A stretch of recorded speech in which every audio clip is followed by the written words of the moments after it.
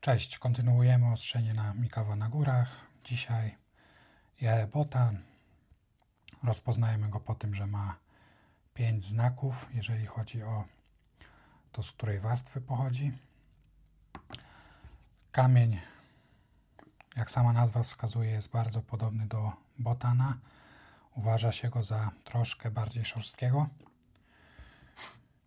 I także uważa się, że jeżeli masz jaebotana, to raczej nie potrzebujesz botana i vice versa. Jeżeli masz botana, to jaebotan raczej nic w Twoim ostrzeniu nie zmieni.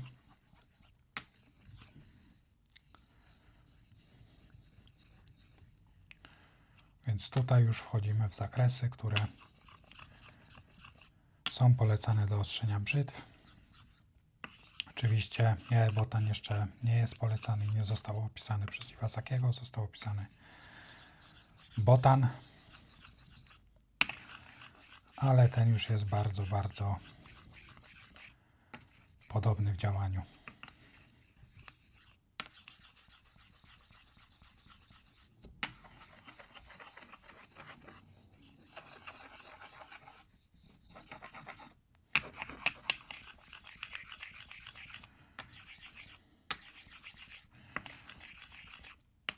Tak jak w poprzednich filmach,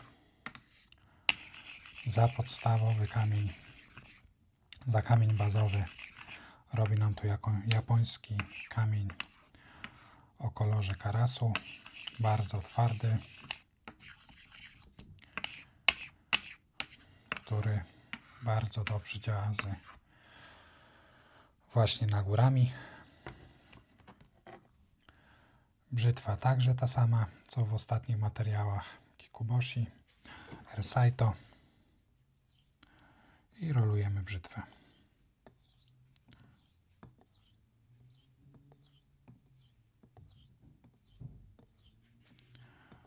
Tutaj brzytwa już od samego początku bardzo gładko chodzi na kamieniu i to uczucie już teraz z kamienia na kamień będzie się już tylko polepszać, bo wchodzimy na wyższe gradacje. Więc cząsteczki ostrzące są tu już bardzo drobne, a w trakcie ostrzenia jeszcze się trochę wyoblą, przełamią i będą jeszcze drobniejsze.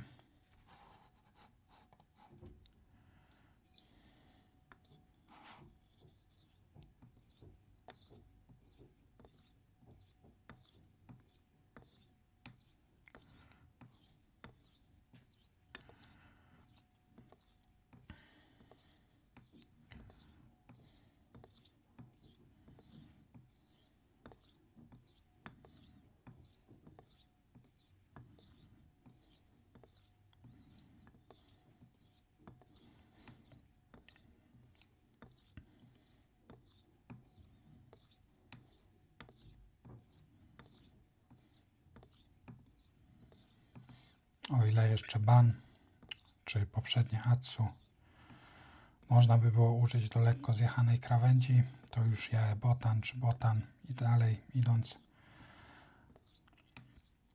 raczej nie nadają się do tego, aby wyprowadzić na nich skasowaną krawędź, nawet jeżeli jest lekko skasowana. Może oczywiście to nam się udać, ale zajmie sporo czasu. Dużo prościej i szybciej użyć kamienia syntetycznego w takim wypadku, bądź jakiegoś kamienia naturalnego, który ma właśnie ziarno przystosowane, dosyć szorstkie do takiej zgrubnej pracy, jak wyprowadzanie krawędzi. Często kamienie oznaczone jako kamienie do noży,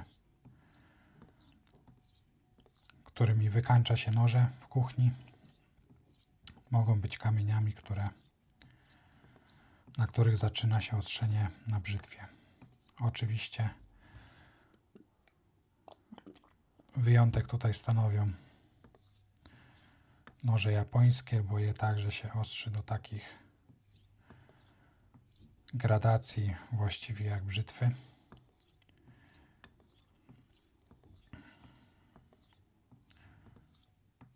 Zwłaszcza jeżeli chodzi o noże do robienia sushi. One muszą być bardzo ostre, żeby bardzo cieniutkie plasterki ryby móc ukroić bez używania jakiejkolwiek siły. Także tam ostrzy się na bardzo wysokich gradacjach też te noże. Ale zwykle kamienie kuchenne właściwie jak kończymy na gradacji syntetycznej około 1000, to nam to najzupełniej wystarczy w kuchni do wszystkiego. A przy brzytwach gradacja 1000 to dopiero początek zabawy.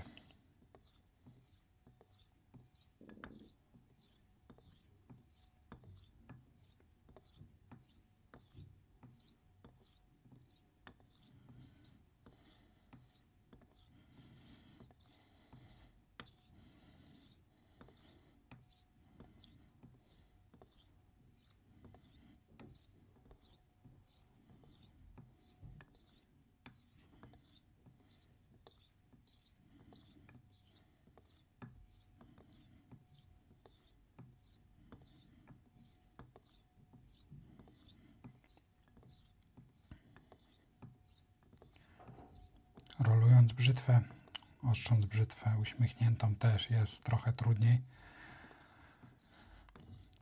Trochę trudniej utrzymać właśnie zawiesinę w jednym miejscu albo pracować nią tak, żeby nie schodziła nam gdzieś na boki. Właśnie przez to, że dosyć mały kawałek krawędzi tnącej ma kontakt bezpośredni ze skałą. I ta zawiesina bardzo szybko nam się rozmywa.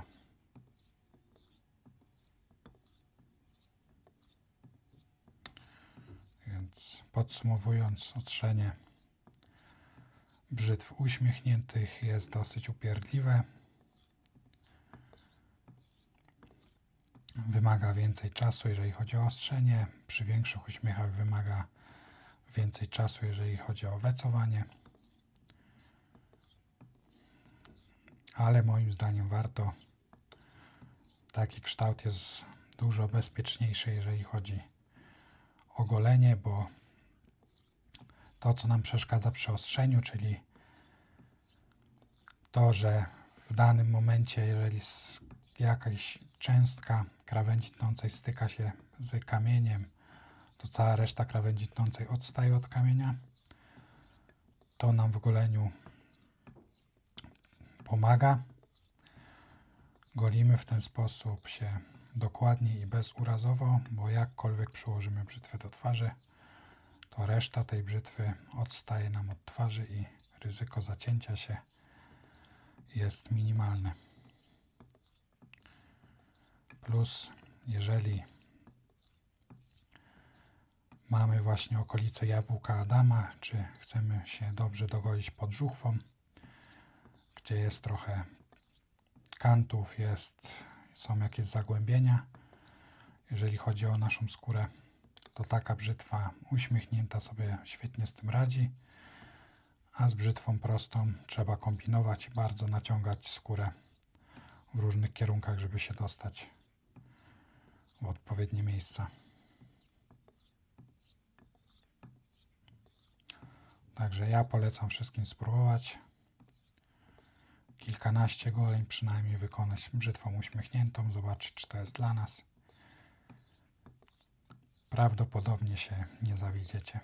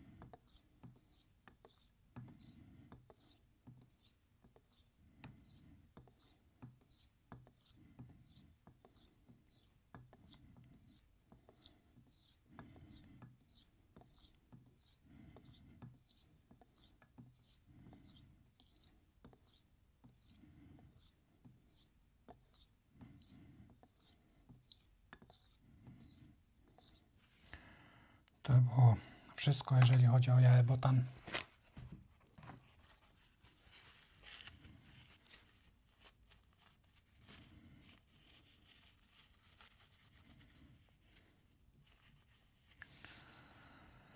Sprawdzimy sobie teraz, jak to wygląda pod mikroskopem. A wcześniej jeszcze przewecuję.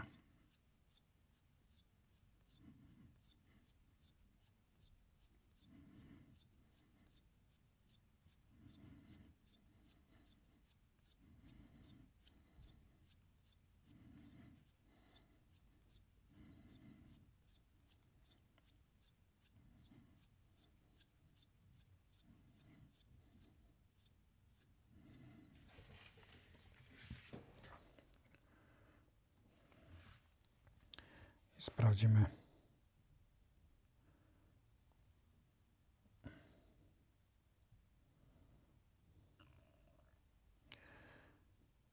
jak brzytwa teraz tnie.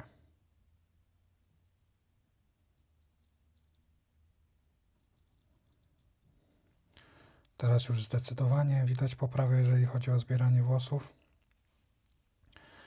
I to jest właśnie ta różnica, że wchodzimy na gradacje, które są przeznaczone do ostrzenia brzytwy. Możemy tutaj pod mikroskopem zaobserwować już dosyć fajnie wybłyszczoną krawędź po jajebotanie. Taką krawędzią już będzie można się ogolić z włosem. Pod włos jeszcze to będzie nieprzyjemne, ale już wchodzimy na takie gradacje, że powoli będziemy wykańczać tą brzytwę i bardziej polerować niż ostrzyć.